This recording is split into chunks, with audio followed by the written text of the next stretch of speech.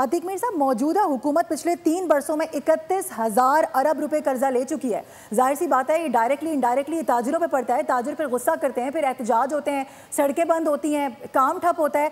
क्या इस वक्त तवक्कुआत रख रहा है जो छोटा ताजिर है, कम अज़ कम अगर हम उसकी बात कर लें, हुकूमत से कोई तवक्को है? देखिए, जहाँ तक मुआशी आदाद शुमार की बात है, मिसाल के तौर पर कर्जों की बात की तो मुल्क की तारीख का इस वक्त सबसे ज्यादा कर्ज उस सतह तक हम पहुंच चुके हैं। इस तरह डेफिसिट्स देखें, ट्रेड डेफिसिट्स खतरनाक हद तक है। हमारी एक्सपोर्ट कम हो गई, इंपोर्ट का फ्लड हम रोक नहीं सके, बीमार इंडस्ट्रीज को हम चला नहीं सके, आम आदमी की क़ुव्वत खरीद को बेहतर कर नहीं सके, दूसरी तरफ रिजर्व हमारे पास नहीं है, हम कोई ऐसी काबिल अमल टैक्स पॉलिसी बना नहीं सके। फिर सबसे मोहलिक चीज जिस पर कम लोगों की तवज्जो जाती है, देखिए एक तो बजट खसारे का, उस पर आधा बजट आप सूद की किस्तों के तहत अदा करते हैं, पीछे कुछ नहीं रह जाता आपके पास। अब उसके बाद ऐसे बजट से क्या तवक्को आप रखते हैं? ये बिल्कुल ऐसी तवक्को है जैसे किसी शख्स के बाजू टूटे हुए हों और आप उसे बॉक्सिंग के मुकाबले में शामिल करते हैं, वो नहीं जीत पाएगा, गिर जाएगा। इसी तरह इस वक्त हमारी मैशत का हाल है। दूसरी बात, जब इस किस्म की बातें सामने आती हैं कि मुल्क की तारीख की सबसे कम सतह है ये महंगाई की, तो मुझे बताइए कैसी क्या आपने ऐसे को क्या इक़दाम किए कि महंगाई कम हुई? इसलिए कि आम आदमी की जिंदगी 40-45% लोग तो अब भी खत गुर्बत से नीचे चले गए और मुश्किल तरीन सूरत हाल है कि मिडिल क्लास भी बहुत ज्यादा बदहाल है।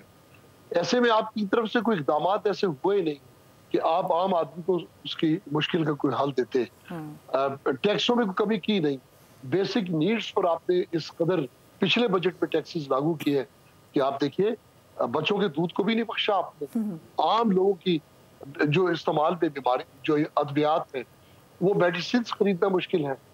कोई ऐसी चीज बताइए, आप कहते हैं कि मैशत दुरुस्त पर, तो जब आपकी जीडीपी खुद तस्लीम कर रहे हैं कि वो मुश्किल से इस वक्त 2% भी ना होगी जो हकाइक नजर आ रहे हैं, तो जब ग्रोथ ना हो आपकी मैशत पे तो तरक्याती इशारे कहाँ से आएंगे?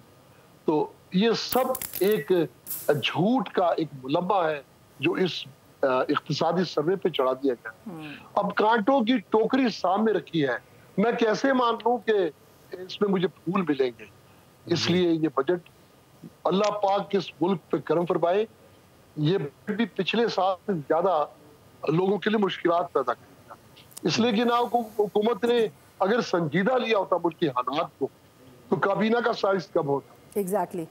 गैर मुल्की दौर पे पाबंदी लगती, काबीना के इरकान की तनख्वाह में इजाफा ना किया होता, कि मुराद ना बढ़ाई होती, उनकी सहूलत में इजाफा ना किया होता। आप अपनी तरफ कोई कहते हैं ना, जब कश्ती डूबने लगती है तो बोझ उतारा करते, आपने कितना बोझ उतारा इस मैशत पे और लाद दिया अवाम की झोली में।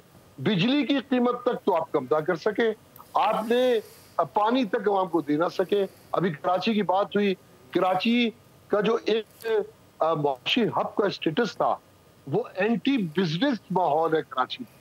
क्या सिंध हुकूमत का वफाक किसी ने सोचा कि ये वो सोने का अंडा देने वाली मुद्दी है कि जिसको हमने बर्बाद कर दिया? कराची को बचा ले, अगर मुल्क को बचाना है तो कराची को बचा, कराची की मैशत बचा। जी बिल्कुल ठीक है। सब्सक्राइब करें और बेल दबाएं ताकि कोई खबर रह न जाए।